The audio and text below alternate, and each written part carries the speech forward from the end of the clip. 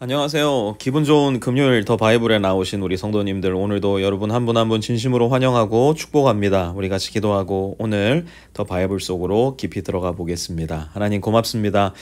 어느덧 금요일입니다. 또 한 주간의 시간이 지나고 또 한 주간의 시간 동안 하나님의 말씀과 함께 또 우리의 일상을 살아주신 주님을 경험할 수 있게 해주셔서 감사를 드립니다.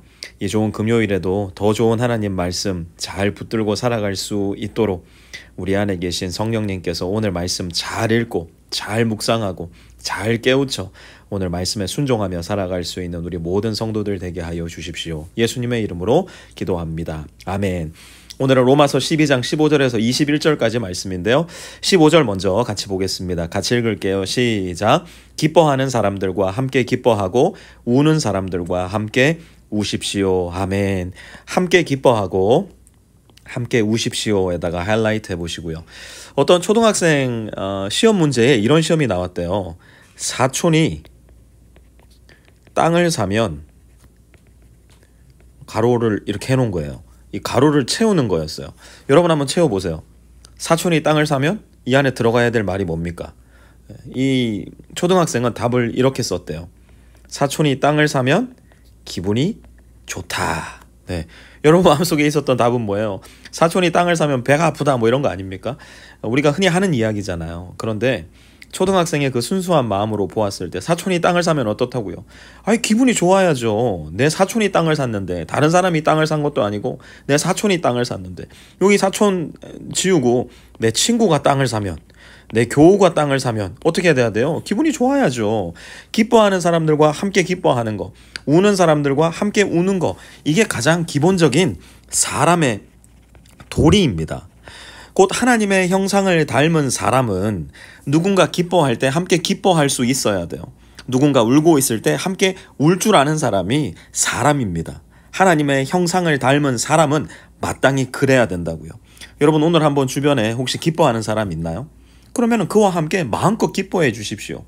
여러분 주변에 우는 사람들이 있나요? 그러면 정말 가슴을 함께 찢어가며 울어주시기 바랍니다. 그게 뭔데요? 16절. 서로 한 마음이 되는 겁니다. 한 마음에다 네모쳐 보시고요. 교만한 마음을 품지 말고 여기다가도 네모쳐 보십시오. 비천한 사람들과 함께 사귀고 여기다가도 한번 네모쳐 보시고요. 스스로 지혜가 있는 채 하지 마십시오. 여기다가도 네모쳐 보시기 바랍니다. 여러분 서로가 한 마음이 되는 것, 이건 뭐냐? 교만한 마음을 품지 않는 겁니다. 교만한 마음을 품지 않는 건 뭐냐? 비천한 사람들과 함께 사귀는 거예요. 그럼 비천한 사람들과 함께 사귀는 건 뭐냐? 지혜 있는 채 하지 않는 것. 이게 어떻게 연결되는지 한번 보세요. 한 마음이 된다는 건 무슨 말이냐? 옆에 있는 사람들과 하나가 된다는 거예요. 그들이 기쁠 때 함께 기뻐하고 그들이 울 때 함께 울어준다는 거예요. 그건 무엇인가? 교만한 마음을 품지 않는 겁니다. 교만한 마음은 뭔데요? 내가 너보다 위에 있는 거예요. 난 너와 달라. 네가 어떻게 나와 함께 할 수 있어? 너 같은 게 어떻게 나와 한 자리에 앉을 수 있어? 이게 교만한 마음입니다. 그러면 교만한 마음을 품지 않는 것은요, 비천한 사람들과 함께 사귀는 거예요. 나와 다르다고 생각하는 사람들, 나와 성장 배경이 다르다고 생각하는 사람들, 나와 사는 집의 종류가 다른 사람들, 내가 받은 교육의 내용과 다른 교육을 받은 사람들, 누구든지 간에 하나님께서 나에게 보내주신 사람이라면, 하나님께서 나와 만나게 하신 사람이라면 그 사람이 누구든지 함께 사귐을 갖는 것. 한 교회 안에서도 마찬가지입니다. 이제 우리 교회가 크면 얼마나 큽니까? 그럼에도 불구하고 우리 교회 안에도 혹여라도 누군가를 따돌리는 일이 있다면, 누군가를 우리의 그룹 안에 들어올 수 없어, 그래서 너는 우리 그룹에 예외되는 사람이야 라는 마음이 있다면 이미 우리 마음에는 교만한 마음이 깃든 거고요. 한 마음이 아니라 두 마음, 세 마음이 된 겁니다. 지금 내가 혼자 지혜 있는 척 하는 거예요. 하나님의 눈에 그것이 얼마나 가증스럽게 보일지 여러분 한번 상상해 보시기 바라요. 하나님은 바로 그 사람을 위해서 아들 예수 그리스도를 보내셔서 죽게 하셨는데, 내가 그 사람을 하나님의 가족에서 배제시키고 있다면 하나님 그것만큼 싫어하는 일이 없으실 거예요. 17절도 한번 볼까요? 아무에게도 악을 악으로 갚지 말고 모든 사람이 선하다고 생각하는 일을 하려고 하십시오. 여러분, 악을 악으로 갚는 게 뭘까요? 악을 악으로 갚는다. 이건요, 다르게 생각할 거 없어요. 나라고 생각하면 돼요. 나. 내가 누군데요? 자연적인 나는 나에게 잘못하는 사람에게 잘못하는 그대로 갚아주고 싶은 사람이에요. 누가 나한테 완반지로 강냉이 3개를 날렸다고 생각해 보세요. 그럼 나도 완반지로 강냉이 3개 날리고 싶은 게 나한테 있는 본성의 마음입니다. 그렇지 않습니까? 그게 뭐라고요? 악을 악으로 갚는 거예요. 그런데 하나님은 뭐라고 말씀하세요? 아무에게도, 그 어떤 사람에게도 악을 악으로 갚지 말라는 겁니다. 모든 사람이 선하다고 생각하는 일을 하려고 애쓰라고 말씀하고 있어요. 그게 구체적으로 어떤 내용이냐? 여러분 쪽에서 18절입니다. 할 수 있는 대로 모든 사람과 더불어 화평하게 지내십시오. 여기 보니까 17절에는 아무에게도 악을 갚지 말래요. 18절에 보니까 모든 사람과 더불어 화평하게 지내래요. 여러분 이거 쉽습니까? 어렵습니까? 무척 어려운 일입니다. 하지만 바로 이 일을 위해서 예수님께서 이 세상에 오셨어요. 예수님이 나와 같은 사람도 구원을 해주신 겁니다. 내 주위를 둘러보니까 내 주변에 나랑 잘 맞지 않는 사람이 있어요. 나랑 친하고 싶지 않은 사람이 있어요. 내가 내 손을 먼저 내밀어주고 싶지 않은 사람이 있어요. 더불어 화평하게 지내고 싶지 않은 사람이 있더라니까요. 그런데 그 사람도 예수님께서 위에서 십자가 위에 죽어주셨어요. 그 사람을 위해서 예수님께서 십자가 위에서 보혈을 흘려주셨다고요. 그러니 우리 입장에서는, 예수님을 믿는 사람 입장에서는 모든 사람과 더불어 화평하게 지낼 필요가 있다. 성경은 말씀하고 있는 겁니다. 19절과 20절 한번 볼까요? 사랑하는 여러분, 여러분은 스스로 원수를 갚지 말고 그 일은 하나님의 진노하심에 맡기십시오. 성경에도 기록하기를 원수 갚는 것은 내가 할 일이니 내가 갚겠다고 주님께서 말씀하신다 하였습니다. 내 원수가 줄이거든 먹을 것을 주고 그가 목말라 하거든 마실 것을 주어라. 그렇게 하는 것은 내가 그의 머리 위에다가 숯불을 쌓는 셈이 될 것이다 하였습니다. 아멘. 바울은 이야기합니다. 사랑하는 여러분, 네모 쳐보시고 하이라이트도 해보세요. 사랑하는 여러분이 누군데요? Brothers and sisters in Christ.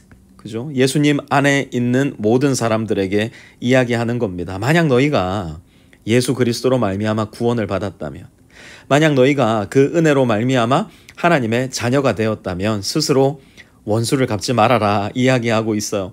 그런데 이것은 부정적인 것이죠. 네거티브입니다. 원수를 갚지 말아라 라고 이야기했으니까요. 근데 20절은 정말 환장하고 미칠 내용이 나와요. 하지 않는 것은 쉽습니다. 스스로 원수를 갚지 않는 거 쉽습니다. 왜요? 많은 경우에 우리에게는 원수를 갚을 능력이 없을 때가 굉장히 많거든요. 그런데 하지 않는 것은 쉬운데, positive, 무엇인가를 해야 되는 일은 무척 어려워요. 그게 뭐냐? 20절, 내 원수가 줄이거든 먹을 것을 주래요. 그가 목말라 하거든 마실 것을 주래요. 이거 미치고 환장할 노릇 아닙니까? 옆에 내 원수가 배고파하고 있는 것을 볼 때 아무것도 안 하는 거 쉽잖아요. 그런데 무엇인가를 해야 된다면, 먹을 것을 주어야 한다면, 마실 것을 주어야 한다면 그거 정말 쉽지 않은 일입니다. 그럼에도 불구하고 예수님은 우리에게 그 일로 초대를 해주세요. 그 결론이 뭔지 아세요? 21절, 악에게 지지 말고 선으로 악을 이기십시오. 여러분, 악은요 굉장히 평범합니다. 굉장히 예상 가능하기도 해요. 악은 무조건 나쁘게 대해요. 악은 선하지 않습니다. 악은 악합니다. 그래서 우리에게는 너무 자연스러워요. 한번 생각해 보세요. 까마득하게 칠흑처럼 어두운 악이 있다고 생각을 해봅시다. 여기에 어둠을 하나 더하는 것은 아무런 어려움도 없을 거예요. 어둠 가운데 어둠이 임하는 것은 굉장히 쉬운 일이에요. 그런데 여기에 한번 잘 생각해 보세요. 여기에 선이라는 것이 가해진다면, 선은 뭔데요? 선은 곧 빛이에요. 선은 평범함이 아니에요. 선은 예측 불가능한 겁니다. 이 사람이 나에게 잘못했으니 나도 그 사람에게 잘못해야지. 내가 이 사람에게 잘못했으니 그 사람도 나에게 잘못하겠지라고 생각한 그 순간에 아무도 예상치 못한 선이 악에 침범한다면 그게 바로 빛이 되는 겁니다. 그게 바로 예상 외의 선으로 우리가 살아가는 방식이에요. 악에게 지는 것은 똑같이 악하게 대하는 겁니다. 악에게 지는 것은 그 누구도 예상한 대로 그대로 그 사람에게 해주는 거예요. 하지만 선으로 악을 이기는 것은요, 예상하지 못한 일이에요. 평범하지 않은 일이에요. 비범한 일입니다. 빛이 어둠 가운데 비춰지는 일이에요. 어쩌면 우리는 많은 경우에 악에게 지며 살아왔을 겁니다. 악을 악으로 갚아주며 살아왔을 겁니다. 하지만 오늘 말씀 보니까 뭐래요? 기뻐하는 사람들과 함께 기뻐하는 것, 우는 사람들과 함께 우는 것, 나와 다르다고 생각한 사람들과 함께 사귐을 갖는 것, 모든 사람과 더불어 화평하게 지내는 것, 나의 원수에게 먹을 것을 주는 것, 그것이 악에게 지지 않고 선으로 악을 이기는 삶이라 우리에게 가르쳐주고 있어요. 사랑하는 성도 여러분, 금요일입니다.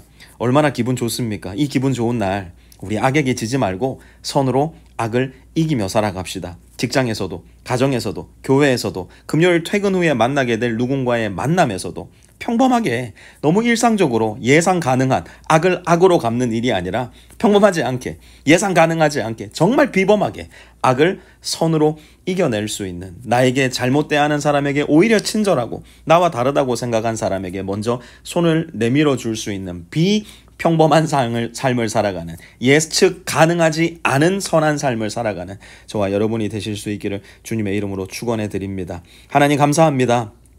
오늘이 금요일이어서 감사하고, 이 금요일에도 하나님 말씀 읽고 묵상하고 순종할 수 있는 마음의 결단을 내릴 수 있어서 감사를 드립니다. 하나님, 너무나 평범한 이 세상, 악으로 가득한 이 세상, 전혀 평범하지 않은 선으로 악을 이길 줄 아는 인생을 살 수 있게 도와주시고, 그래서 어둠 가운데 한 줄기 빛을 비추어 줄 수 있는 우리 모든 빛의 성도들 다 되게 하여 주십시오. 예수님의 이름으로 기도합니다. 아멘.